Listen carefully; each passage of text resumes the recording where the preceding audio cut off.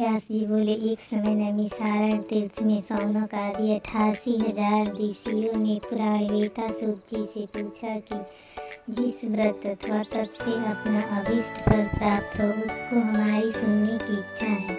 हे महर्षि, आप हमसे कहिए। सूत जी बोले, एक समय नारद जी ने इसी प्रकार लक्ष्मीपति श्री विष्णु भगवान से पूछा था। विष्णु भगवान ने देवर्षि नारद से जिस प्रकार कहा था उसे तुम मन लगाकर सुनो। एक समय नारद जी ने दूसरों की भलाई करने की इच्छा से अनेक लोकों में घूमते हुए मृत्युलोक में आगमन किया। यहाँ आकर अनेक योनियों में उत्पन्न हुए समस्त मनुष्यों को तरह तरह के क्लेशों से युक्त और कार्यों से दुखी देखकर इन प्राणियों का दुख ठीक किस प्रकार से नाश हो सकेगा, ऐसा मन में सोचकर विष्णु लोक को गया। वहाँ महाश्वेत वर्ण और 4 भुजाओं वाले देवों के इस नारायण का, जिनके हाथों में शंख, चक्र, गदा और पद्म थे तथा वनमाला पहने हुए थे, देखकर स्तुति करने लगे। नारद जी बोले, हे भगवान, आप अत्यंत शक्ति से संपन्न हैं। मन तथा वाणी भी आपको नहीं पा सकते। आपका आदि, मध्य और अंत नहीं, निर्गुण स्वरूप होते हुए भी अनंत गुणों से युक्त है। संपूर्ण सृष्टि के आदिभूत और भक्तों के दुखों को नष्ट करने वाले हैं। आपके लिए मेरा नमस्कार है। नारद जी की विनती सुनकर भगवान विष्णु ने दर्शन दिए और बोले, हे मुनि, वह सब अपना मनोरथ तुम मुझसे कहो, उन सब का मैं उत्तर दूंगा। नारद जी बोले, मृत्युलोक के निवासी प्राणी अनेक योनियों में उत्पन्न हुए पाप कर्मों से महादुखी हो रहे हैं। सो हे स्वामी, यदि आपकी मेरे ऊपर कृपा है तो बताइए कि उनका दुख किस प्रकार से दूर होगा। श्री भगवान ने कहा, हे पुत्र, तुमने संसार के ऊपर कृपा करने की इच्छा से बड़ी उत्तम बात पूछी है। जिस उपाय के करने से प्राणी मोह से मुक्त हो जाते हैं उसे सुनो। मैं तुमसे कहता हूँ, बहुत पुण्य प्रदान करने वाला और स्वर्ग मृत्युलोक में परम दुर्लभ एक व्रत है। तुम्हारे स्नेह से मैं उस व्रत को कहता हूँ। श्री सत्यनारायण के व्रत को भली भांति विधि पूर्वक करने से प्राणी शीघ्र ही सुख को भोगता है और परलोक में मोक्ष को प्राप्त कर लेता है। भगवान की अच्छे वचन सुन नारद जी बोले, हे भगवान, उस व्रत का क्या फल है और क्या विधि है, एवं उस व्रत को किसने किया है तथा वह व्रत कौन से दिन करना चाहिए, यह सब विस्तार पूर्वक वर्णन करें। श्री भगवान बोले, यह दुख और सुख आदि को शांत करने वाला, धन और धान्य को बढ़ाने वाला तथा सौभाग्य और संतान को देने वाला और सर्वत्र विजय को देने वाला है। जिस किसी दिन मनुष्य भक्ति श्रद्धा से युक्त हो उसी दिन संध्या के समय सत्यनारायण भगवान की पूजा करें।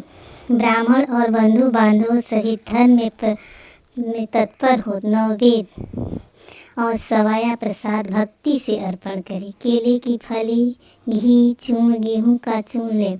गेहूं के चूर्ण के अभाव में साठी का चूर्ण, बूढ़ा अथवा गुड़ ही लेना चाहिए, परंतु संपूर्ण प्रसाद भक्ति भाव से इकट्ठा और सवाया करके भगवान का भोग लगाएं।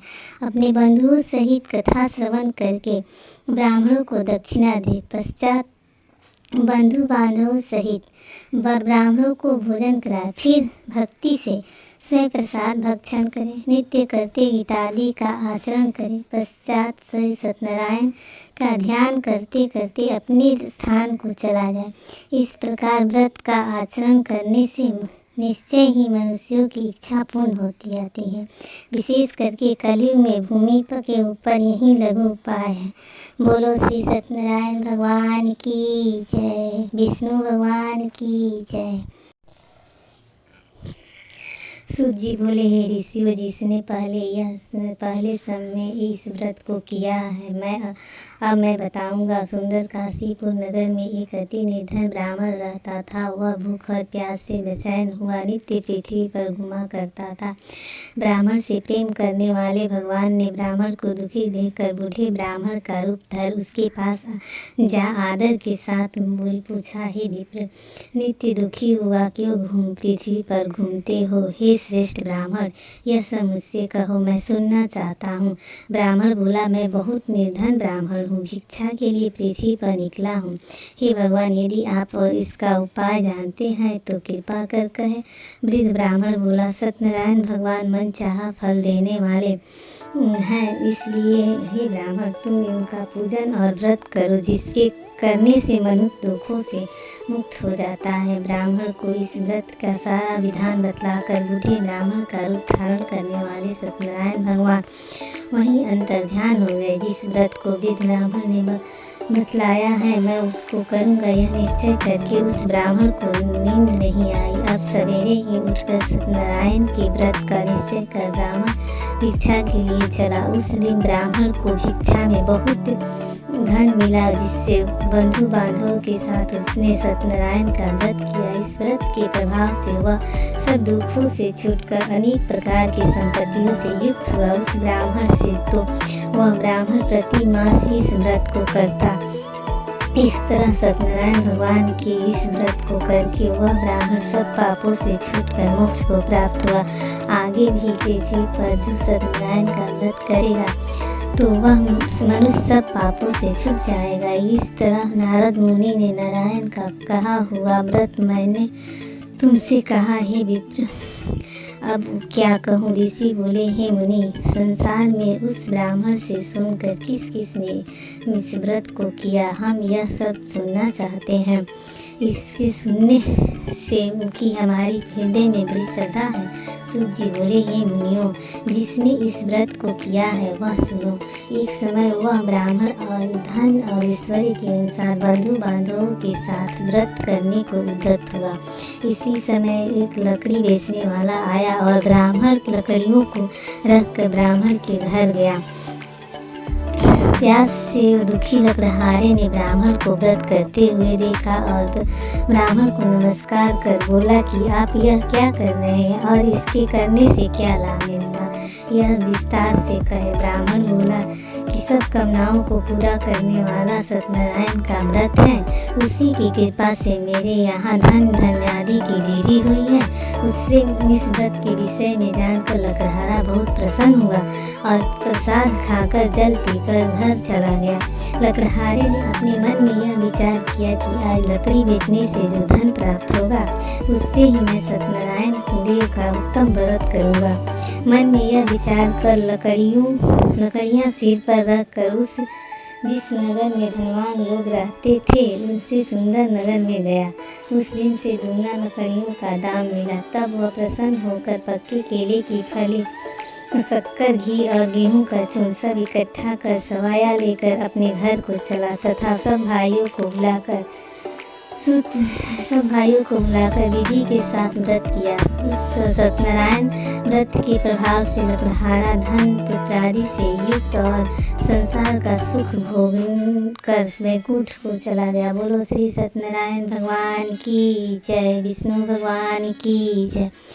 सूत जी बोले, हे श्रेष्ठ मुनियों, अब आगे की कथा कहता हूँ, सुनो। पहले समय में उल्कामुख नाम का एक बुद्धिमान राजा रहता था। वह सत्यवक्ता और जितेंद्रियों तथा प्रतिदिन देवस्थान में जाता तथा ब्राह्मणों को धन देकर संतुष्ट करता था।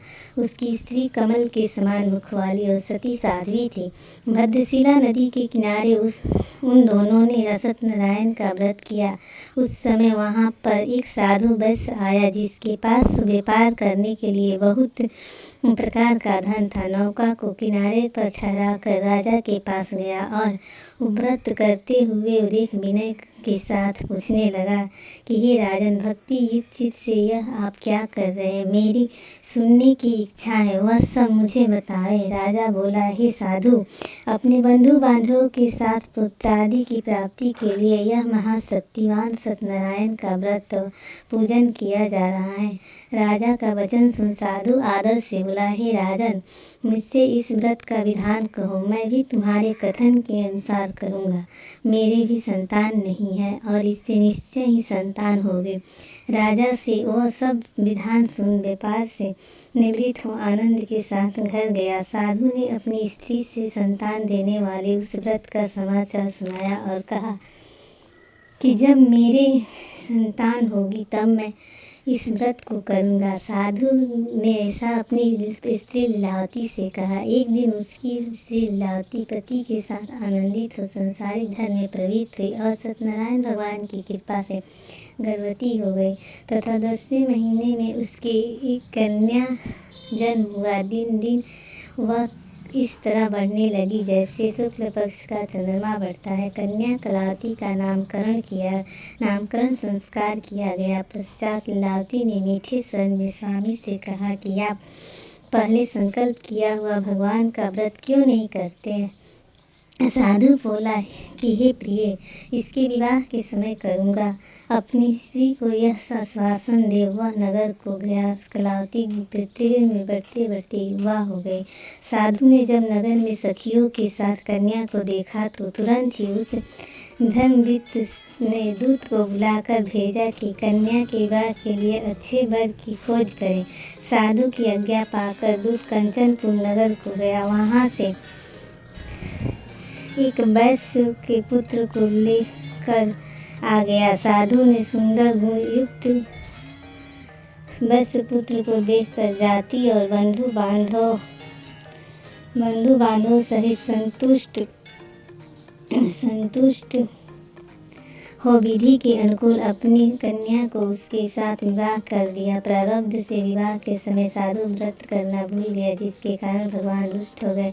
अपने कर्म में प्रवीण साधु कुछ समय के पीछे दामाद सहित व्यापार के लिए गया और सिंधु के समीप रत्नपुर नगर में व्यापार करने लगा। उन दोनों के राजा चंद्रकेतु के नगर में पहुँचने पर सत्यनारायण भगवान ने उसको प्रतिज्ञाभ्रष्ट देखकर शाप दिया कि साधु को अत्यंत दारुण दुख मिले। एक दिन राजा के धन लेकर चोर वहाँ ही आए जहाँ दोनों ठहरे थे। पीछे से राजा के दूतों को दौड़ते हुए आते देखकर भयभीत होकर माल वहीं छोड़कर छिप गए। राजा के दूत साधु वैश्य के पास पहुँचे तो वहाँ राजा के धन को रखा देखकर उन दोनों वैश्यों को ले गए। प्रसन्नता से दौड़ते हुए राजा के समीप जाकर बोले, ये दो चोर हम लाए हैं, देखकर आज्ञा दे। राजा की आज्ञा पाकर उनको तुरंत दृढ़ता से बांध कर कारागार में बिना विचारे डाल दिया। सत्यनारायण भगवान की माया के वशीभूत हो किसी ने उनका कहना नहीं सुना और उन दोनों को उनका धन राजा चंद्रकेतु ने ग्रहण कर लिया। उसी शाप के द्वारा उनकी स्त्री भी घर पर बहुत दुखी और घर पर जो धन था वो चोरों ने चुरा लिया। शारीरिक और मानसिक पीड़ाओं से तथा भूख प्यास से अति दुखित हो अन्न की चिंता में घर घर फिरने लगी। एक दिन कन्या भूख से पीड़ित हुई ब्राह्मण के घर गई। वहाँ जाकर उसने सत्यनारायण का पूजा देखा। वहाँ बैठकर कथा सुनकर प्रसाद भक्षण कर रात को घर लौटी। माता लीलावती ने कन्या को प्रेम से पूछा कि हे पुत्री, रात में कहाँ रही थी, तेरे मन में क्या विचार। कलावती ने सीधी माता से कहा कि ये माता, मैंने एक ब्राह्मण के घर में मनचाहा फल देने वाला कन्या पूजन देखा है। कन्या के ऐसे वचन सुनकर वैश्य की स्त्री सत्यनारायण का व्रत करने को तैयार हो गई। उस वैश्य की स्त्री ने अपने कुटुंबियों और बंधुओं के साथ व्रत किया और सत्यनारायण भगवान से वर मांगा कि मेरे पति और दामाद शीघ्र घर आ जाए और प्रार्थना की कि दोनों का अपराध क्षमा करे। सत्यनारायण भगवान फिर इस व्रत से संतुष्ट हो गए। वे राजा चंद्रकेतु को स्वप्न दिखाई दिए और कहा कि ये राजन, दोनों बंदी वैश्यों को कल सुबह छोड़ देना और उसका सब धन दे देना जो तुमने लिया है, नहीं तो राज्य और धन पुत्र आदि सब नष्ट कर दूंगा। राजा को ऐसा कहकर भगवान अंतर्ध्यान हो गए और प्रातः का राजा चंद्रकेतु ने अपने स्वजनों के साथ सभा में बैठकर सबको अपना स्वप्न सुनाया और दोनों वैश्य पुत्रों को उसे छोड़ने को कहा। उन्होंने राजा के वचन सुन दोनों वैश्य पुत्रों के बंधन को खोल दे। राजा के पास लाकर विनयपूर्वक कहा कि उन दोनों वैश्य पुत्रों को बेड़ी के बंधन से मुक्त करके ले आए हैं। इन दोनों ने राजा चंद्रकेतु को प्रणाम कर पहली बातों का स्मरण करते हुए डर के मारे कुछ न कहा। राजा ने उन दोनों वैश्य पुत्रों को देखकर आदर सहित कहा कि प्रारब्ध से अपने इतने दुख उठाया परंतु अब कुछ डर नहीं है। उनकी बेड़ियाँ निकलवा कर हजामत आदि बनवाई। राजा ने अपने उनको वस्त्राभूषण दे दोनों को कहा कि अब अपने घर जाए। दोनों ने राजा को नमस्कार कर कहा, अब आपकी कृपा से यह कर दोनों वैश्य को अपने घर को चल दिए। बोलो श्री सत्यनारायण भगवान की जय, विष्णु भगवान की जय। सूत जी बोले, बस में मंगलाचरण करके यात्रा आरंभ करने की और ब्राह्मणों को धन देकर अपने नगर को चला। वैश्य के थोड़ी देर पहुंचने पर सत्यनारायण भगवान ने वैश्य से पूछा कि हे साधु, तेरी नाव में क्या भरा है? अभिमानी वैश्य ने हंसते हुए उत्तर दिया कि हे दंडी, आप क्यों पूछते हो? क्या मुद्रा लेने की इच्छा है? मेरी नाव में लता तथा पत्ते भरे आदि भरे थे। वैश्य का कठोर वचन सुनकर भगवान ने कहा कि तुम्हारी कहना ही सत्य हो। ऐसा कहकर तुरंत ही दंडी उसके पास चले और कुछ दूर जाकर समुद्र के किनारे आसन जमा दिया। दंडी के चले जाने पर वैश्य को नित्य क्रिया के पश्चात नाव को ऊंची देखकर बहुत आश्चर्य हुआ तथा नाव में घास फूस आदि देखकर मूर्छित हो भूमि पर गिर पड़ा। पुनः मूर्छा खुलने पर वैश्य बहुत चिंतातुर हुआ। उस समय उसके दामाद ने कहा कि आप शोक न करें, यह दंडी का शाप है, वह सब कुछ कर सकते हैं, इसमें संदेह नहीं है। अब तक उनकी शरण में चलना चाहिए, तभी हमारी इच्छा पूरी होगी। दामाद के वचन सुनकर वैश्य दंडी के पास पहुंचा और दंडी को देख अत्यंत भक्ति भाव से सादर नमस्कार कर बोला, मैं जो आपसे झूठ बोला था उस मेरे अपराध को क्षमा करे। इस प्रकार बार बार नमस्कार कर शोक से व्याकुल हो गया। उस वैश्य को इस तरह विलाप करते देखकर दंडी स्वामी ने कहा, मत रो मत और मेरे वचन को सुन, तुम मुझसे बहिर्मुख हो गए। हे दुर्बुद्धि, तुमने मेरी आज्ञा से पुनः दुख पाया है। भगवान के ऐसे वचन सुन वैश्य स्तुति करते को उद्यत हुआ।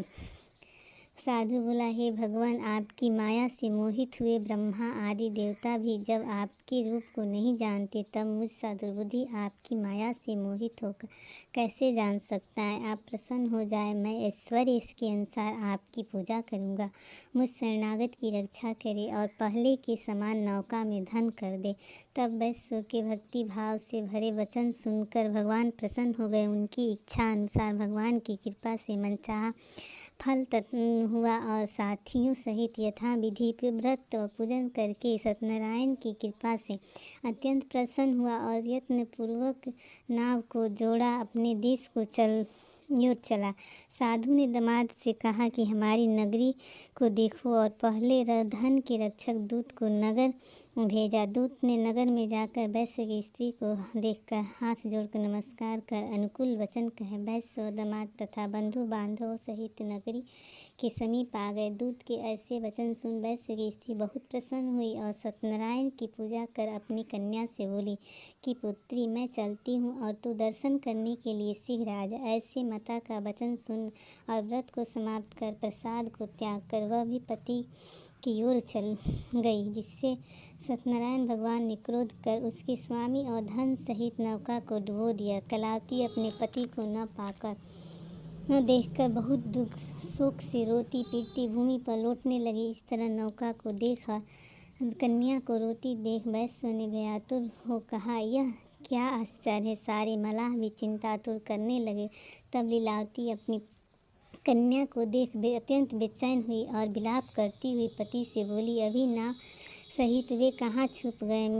मैं नहीं जानती कौन से देवता के प्रकोप से नाव हरी गई है। सत्यनारायण भगवान का महात्म कौन जान सकता है? यह सब स्वजनों के साथ अत्यंत विलाप करने लगी। लीलावती कन्या को गोद में लेकर रोने लगी और कलावती कन्या के स्वामी को न पा दुखी हो खड़ाऊ लेकर सती होने का निश्चय किया। कन्या का ऐसा वचन विचार देख वैश्य और उसकी स्त्री अत्यंत शोक से पीड़ित हो चिंता करने लगे, या तो सत्यनारायण भगवान ने नौका को हर लिया अथवा मैं उनकी माया से मोहित हो गया हूँ। मैं धन ऐश्वर्य के अनुसार सत्यनारायण की पूजा करूँगा, ऐसा अपना मनोरथ सबको बुलाकर कहा और दंड के समान बार बार भूमि पर गिर कर सत्यनारायण भगवान को प्रणाम किया। तब दिनों के पालन करने वाले भगवान प्रसन्न हुए, दया से पूर्ण होकर साधु से बोले कि तेरी कन्या प्रसाद को छोड़कर पति को देखने चली आई है, इसलिए कन्या का पति अदृश्य हो गया है। अब शीघ्र घर जा और प्रसाद खाकर लौटा तो तेरी कन्या का पति मिल जाएगा। आकाश से ऐसा वाक्य सुनकर शीघ्र घर जा और प्रसाद खाकर वह आई तो अपने पति को वहाँ पाया। तब कलावती अपने पति के पास गई और कहा, अब घर चलो, क्यों देर करते हो। कन्या का वचन सुन वैश्य संतुष्ट हुआ और सत्यनारायण का विधि विधान से पूजन कर बंधु बांधवों सहित अपने घर को गया और पूर्णमासी तथा संक्रांति को सदैव सत्यनारायण का विधि से पूजन कर इस लोक में सुख को भोग कर मरने के पश्चात स्वर्लोक को। बोलो श्री सत्यनारायण भगवान की जय, विष्णु भगवान की जय। सूत जी बोले, हे ऋषियों, अब मैं कहता हूँ सुनो। प्रजापाल में लिंग तुंग ध्वज नाम का राजा था। उसने भी सत्यनारायण भगवान का प्रसाद त्याग कर बहुत दुख पाया। एक बार वन में जा अनेक प्रकार के शत्रुओं को मारकर वह बड़ के पेड़ के नीचे आया। भक्ति भाव से बंधुओं सहित गोपों को सत्यनारायण का पूजा करते देखा। राजा देखकर भी अभिमानी से वहाँ न गया और न नमस्कार किया। तब सब गोपों ने सत्यनारायण का प्रसाद राजा के समीप रख कर पुनः अपनी इच्छा अनुसार प्रसाद को खाया तो वह प्रसाद को त्याग कर बहुत दुख को पहुँचा। उसके 100 पुत्र तथा धन धान्य आदि सब नष्ट हो गए।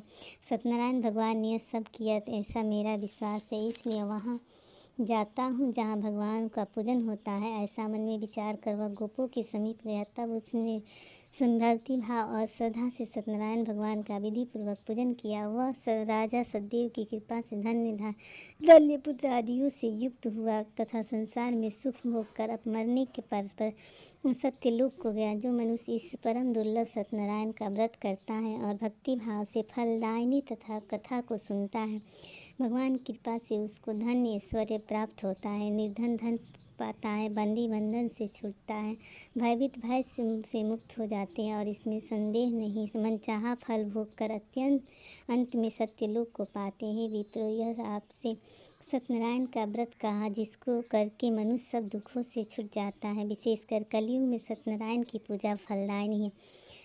भगवान को कोई काल, कोई सत्य, कोई ईश कहते हैं, कोई सत्यनारायण और कोई सतदेव कहते हैं। वे अनेक रूप धारण कर सबकी इच्छाओं को पूरा करते हैं।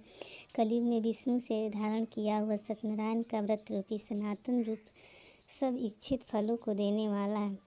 हे ऋषियों, जो इसको नित्य पढ़ता है और सुनता है, सत्यनारायण की कृपा से उसके सब पाप नष्ट होते हैं। जिन्होंने पहले सत्यनारायण का व्रत किया है मुनीश्वरों, उनके अगले जन्मों को कहता हूँ। बुद्धिमान सतानंद ने सुदामा का जन्म लिया। उसने उस जन्म में श्री कृष्ण का ध्यान कर मोक्ष पाया। लकड़हारा भील गुहराज हुआ, जो उस जन्म में राम की सेवा कर मोक्ष को प्राप्त कर। उल्कामुख नाम का राजा दशरथ हुए, वह भी रंगनाथ जी की सेवा कर और मणिकूट को प्राप्त हुए। धर्मात्मा सत्य प्रतिज्ञ साधु मोर ध्वज बना, जिसने अपने पुत्र को आरे से आधा चीर कर और भगवान को देकर मोक्ष को प्राप्ति किया। महाराज तुंग ध्वज स्वामिभू मनु हुए, जिन्होंने भगवान के सब भक्ति युक्त कर्म और वैकुंठ को प्राप्त हुए। बोलो श्री सत्यनारायण भगवान की जय, विष्णु भगवान की जय। जय लक्ष्मी रमणा स्वामी, जय लक्ष्मी रमणा सत्यनारायण स्वामी, जने पातक हरना। जय लक्ष्मी रमणा रतन जड़ित सिनास, अद्भुत छवि छाजे, करत निरंजन घंटा ध्वनि बाजे। जय लक्ष्मी रमणा प्रगट भये कलि कारण, द्विज को दरस दियो। बूढ़ो ब्राह्मण बनिक कंचन महल कियो। जय लक्ष्मी रमणा दुर्बल भील कठार, इन्हीं पर कृपा करी। चंद्रचूड़ के राजा, जिनकी विपत्ति हरी। जय लक्ष्मी रमणा वैश्व मनोरथ पायु, श्रद्धा तज दीनी। सो फल भोग्यो प्रभु जी, फिर अस्तुति कीनी। जय लक्ष्मी रमणा भाव भक्ति के कारण, भिन्न भिन्न रूप धर्यो सदा धारण कीनी तिनके काज सरो जय लक्ष्मी रमण वाल बाल संगी राजा वन में भक्ति करी मन वांछित फल दीना दीन दयाल हरि जय लक्ष्मी रमण चढ़त प्रसाद सवाय कदली फल मेवा दीप दीप तुलसी से राजी सतदेवा जय लक्ष्मी रमण श्री सत्यनारायण जी की यार जो कोई नर गावे हो स्वामी जो कोई भक्त गावे कहत शिवानंद स्वामी भजत भोलानंद स्वामी मन वांछित फल पावे जय लक्ष्मी रमणा स्वामी जय लक्ष्मी रमणा।